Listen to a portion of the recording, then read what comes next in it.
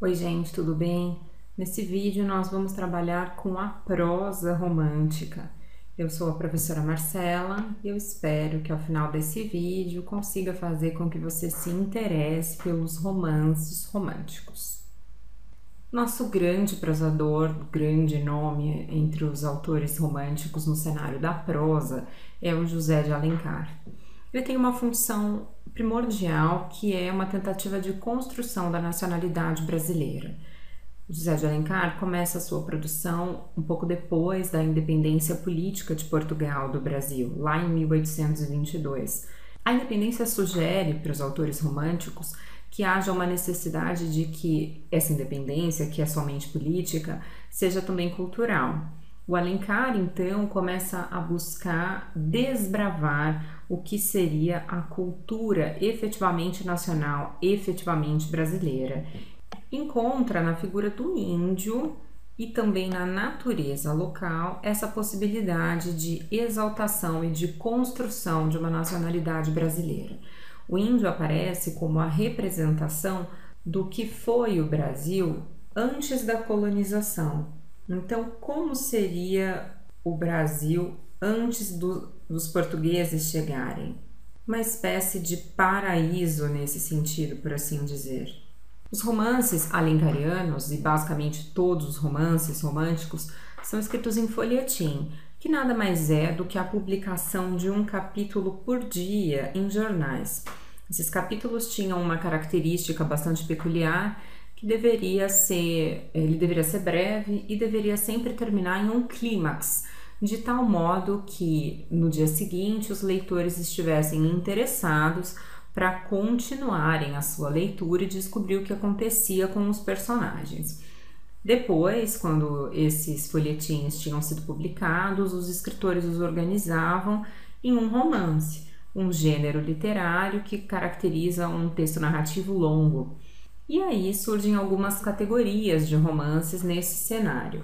Os mais conhecidos do Alencar aparecem aqui entre os indianistas, que são Iracema e o Guarani, que retratam uma espécie de colonização entre o português e o indígena, e também o romance Ubirajara, que representa a vida dos indígenas antes da chegada dos portugueses. Iracema mostra uma idealização, é um romance, uma prosa poética bastante bonito, mostra a idealização da colonização e do primeiro miscigenado, né, o primeiro brasileiro, da junção entre a Índia, Iracema, e o português branco, Martim. A partir desse romance surge o Moacir, o filho do sofrimento no cenário do livro.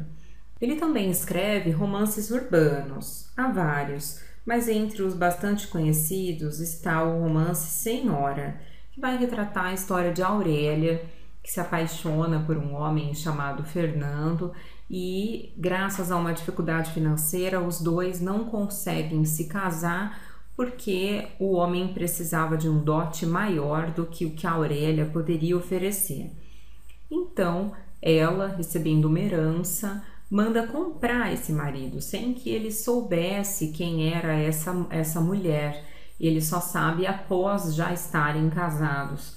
Então, esse romance vai antecipar alguns princípios do realismo, vistos somente lá em Machado de Assis, quase 40, 50 anos depois.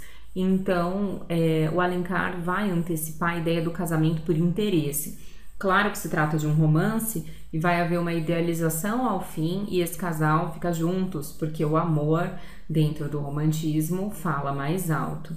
Em Iracema, em Senhora, a gente vai ver a presença das heroínas românticas.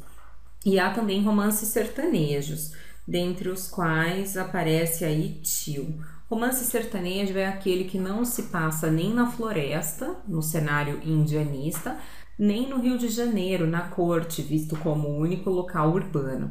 Os romances sertanejos se passam no interior, fora do Rio de Janeiro. E Tio vai contar a história de Berta, ou Tio, uma garota que abdica das possibilidades de uma vida mais confortável do que a que levava na zona rural para cuidar dos fracos e oprimidos. Então, a figura da heroína romântica é bastante presente nos romances alencarianos e ela representa, né, tanto a heroína quanto o herói, representam aqueles que são capazes de abdicar da própria felicidade em prol da felicidade do outro. A gente encontra a palavra maniqueísmo como característica e representante desse esquema em que há uma oposição clara de bem versus mal, em que o bem é a representação do amor e o mal a representação do vilão, daquele que não permite que esse amor aconteça. É bem importante lembrar que o Alencar não conseguiu efetivamente uma separação cultural de Portugal, mas os seus esforços são louváveis, dado que somente em 1922, no modernismo, é que essa tentativa vai de fato funcionar. Então ele se mostra como um homem que está pensando à frente do seu tempo histórico.